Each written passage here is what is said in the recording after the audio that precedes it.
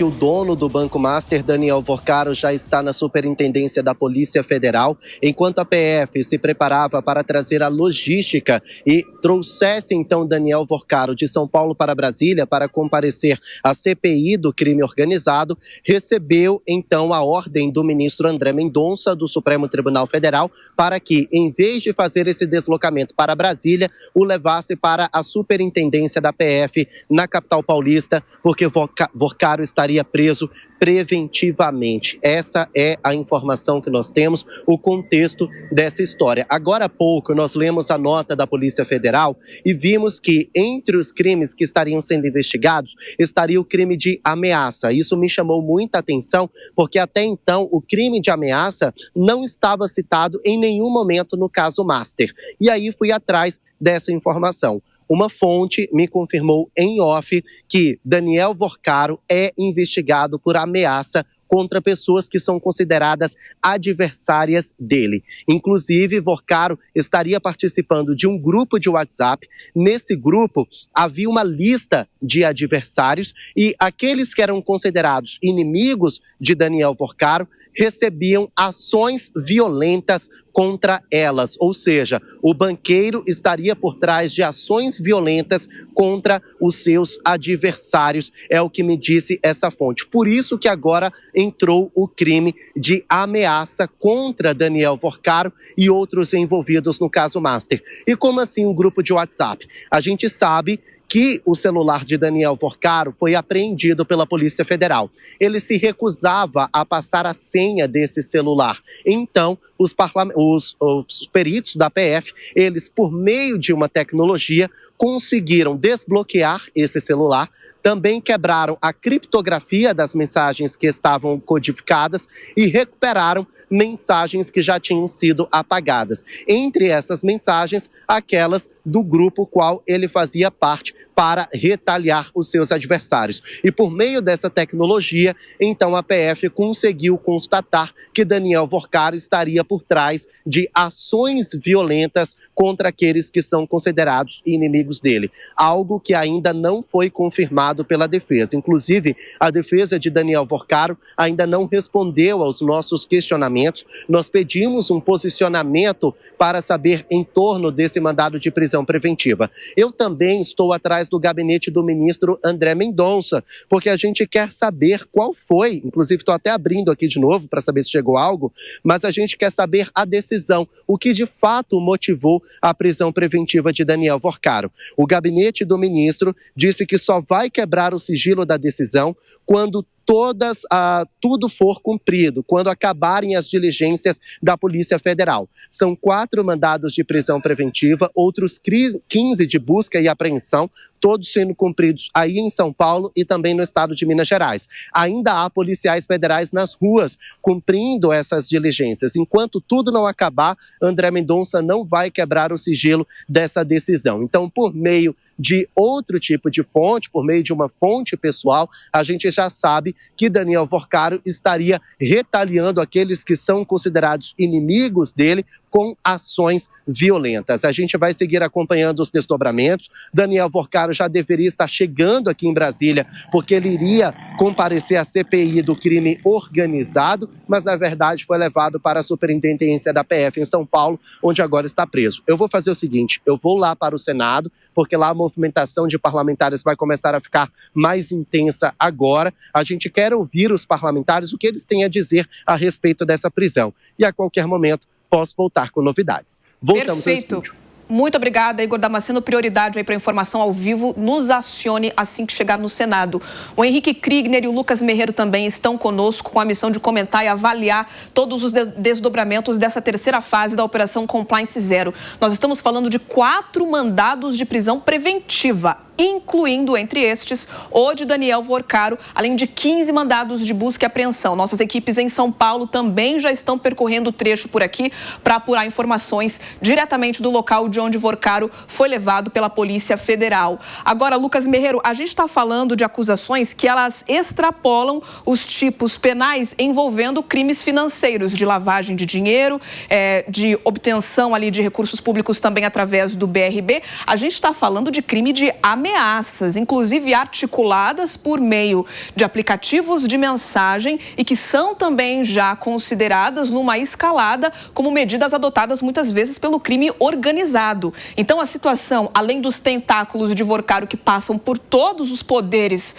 públicos do Brasil, também vai se agravando, Merreiro, quando a gente fala na profundidade dos crimes cometidos aqui.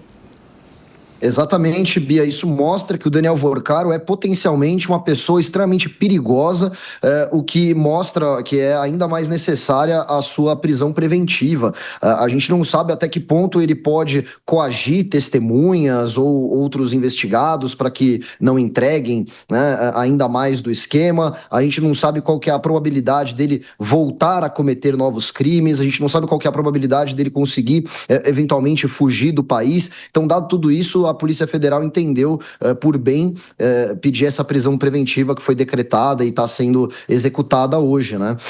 Como eu falei no comentário anterior, o envolvimento do Daniel Vorcaro nos escândalos de corrupção no Brasil, ele não se limita somente às fraudes que ele fazia no Banco que ele supostamente fazia no seu Banco Master, as fraudes que aconteciam junto ao escândalo do INSS, não.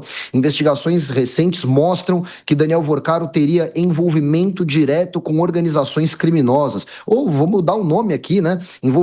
Um suposto envolvimento direto com o PCC, o primeiro comando da capital, a maior organização criminosa de todo o Brasil, a mais poderosa, a mais perigosa, né?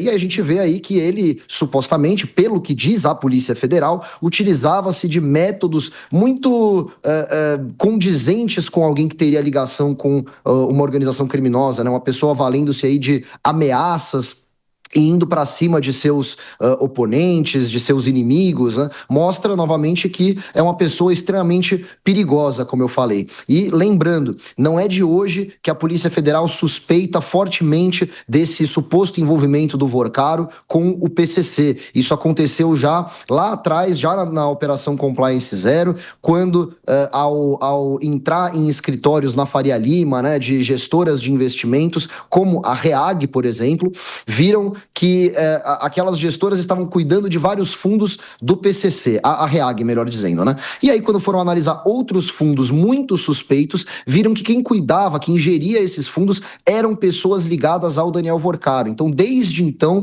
a polícia já vem aventando essa possibilidade de Daniel Vorcaro ter envolvimento direto com organizações criminosas. De novo, parabenizo aqui o trabalho da Polícia Federal, espero que as investigações continuem e podemos chegar cada vez mais perto da verdade, entender qual era o nível de envolvimento do Daniel Vorcaro.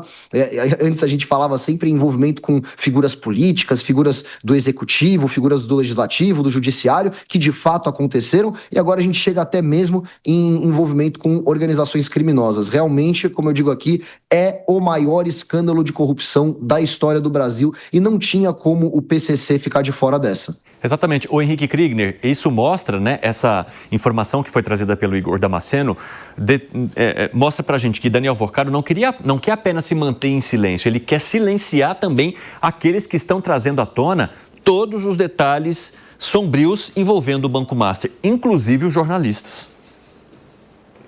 Bandido, né, Evandro? Isso é atitude típica de criminosos e criminosos de alto calibre. A gente vê isso acontecendo não só no caso agora do Master, mas envolvendo Daniel Vorcaro, mas é o modus operandi aí desses que sabem que devem muito para a sociedade e para a justiça. Agora tem uma coisa que vai ser um processo aí, né, um desencadear de informações que precisa ser respondidos. Por exemplo, esses que foram ameaçados, né, como o próprio Igor trouxe na reportagem de forma bastante brilhante aí, atentando para esse detalhe. Os que foram ameaçados por quê? É um tipo de chantagem? Ou quem são esses adversários, entre aspas, aí, do próprio Daniel Vorcaro? São pessoas que deviam para ele? São pessoas que pediram favores e não cumpriram depois?